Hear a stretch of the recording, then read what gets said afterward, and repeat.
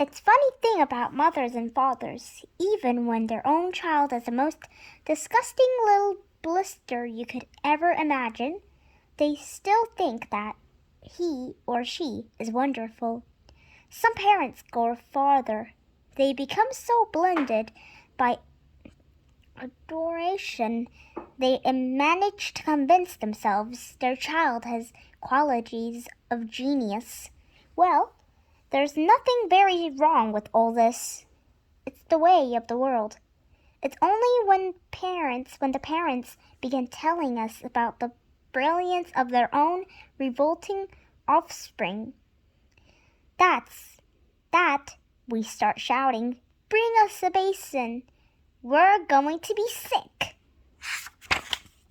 School teachers suffer a good deal from having to listen to this sort of a waddle from proud parents, but they usually get their own back when the time comes to write the end of term reports. If I were a teacher, I would cook up some real scorchers for the children of doting parents. Your son Maximilian, I would write, is a total washout. I hope you have a family business you can push him into when he leaves school, because he sure as a heck won't get a job anywhere else. Or if I was feeling like that day, I might write, "It is a curious truth that grasshoppers have their hearing organs in the sides of the abdomen. Your daughter Venetia, judging by what she's learnt this term, has no hearing organs at all." I might even delve deeper into natural history and say, the prodigal Serdia spent 6 years as a grub underground, and no more than 6 days as a free creature of sunlight and air. Your son Wildfred had spent 6 years as a grub in his school, and we are still waiting for him to emerge from the chrysalis.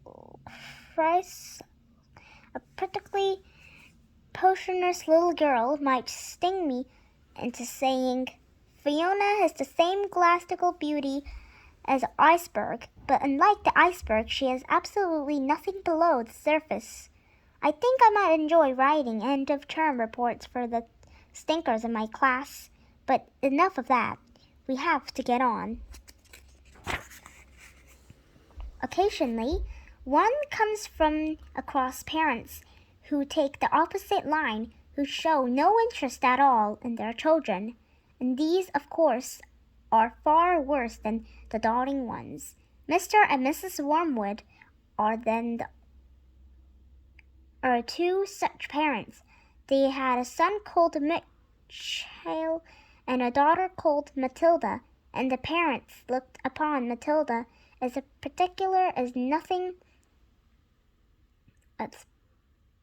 nothing more than a scab.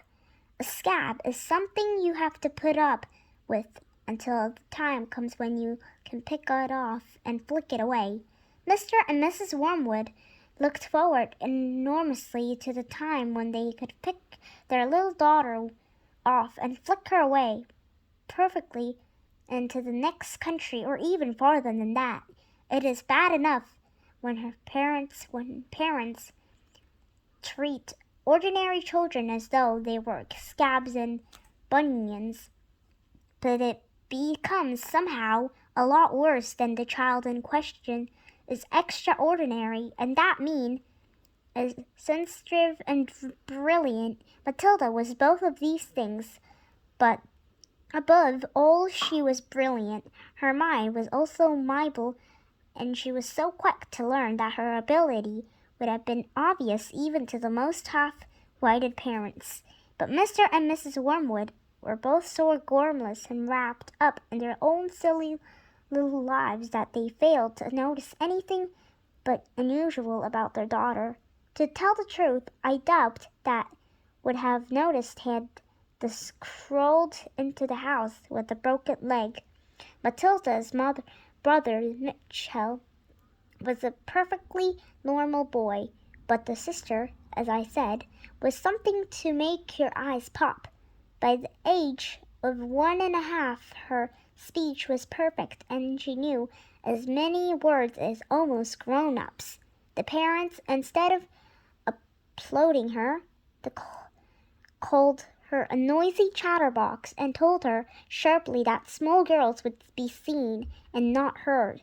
By the time she was 3, Matilda had taught herself to read by studying newspapers and magazines that lay around the house.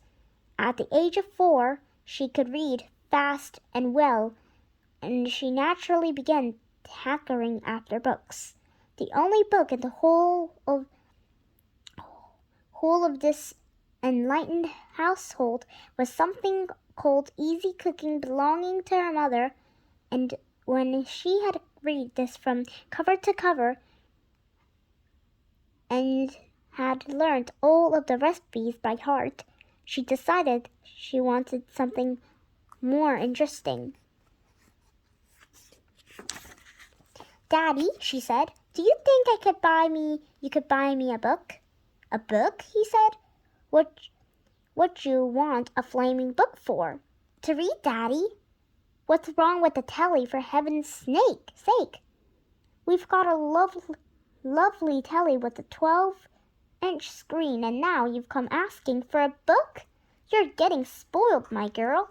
Nearly every weekend afternoon Matilda was left alone in the house. Her brother, 5 years older than her, went to school. Her father went to work, and her mother went out playing bingo in a town 8 miles away. Mrs. Wormwood was hooked in bingo and played it 5 afternoons a week. On the afternoon of the day when her father had refused to buy her a book, Matilda set out all by herself to walk to the public library in the village. She arrived. She introduced herself to the librarian, Mrs. Phillips. She asked if she might sit a while and read a book.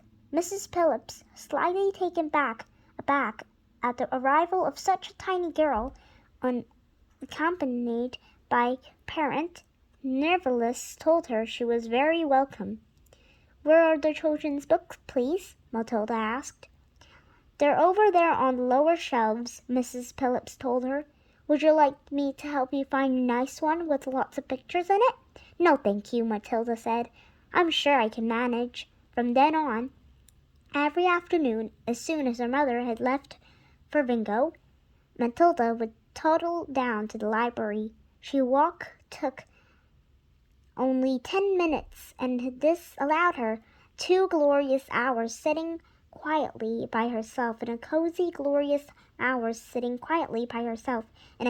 corner, devouring one book after another.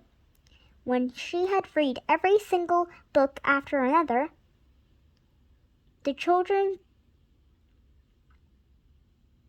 when she had read every single children's book in the place, she started wandering round in search of something else.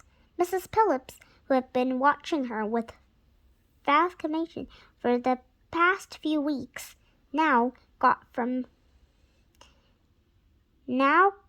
up from her desk and went over to her. "Can I help you, Matilda?" she asked.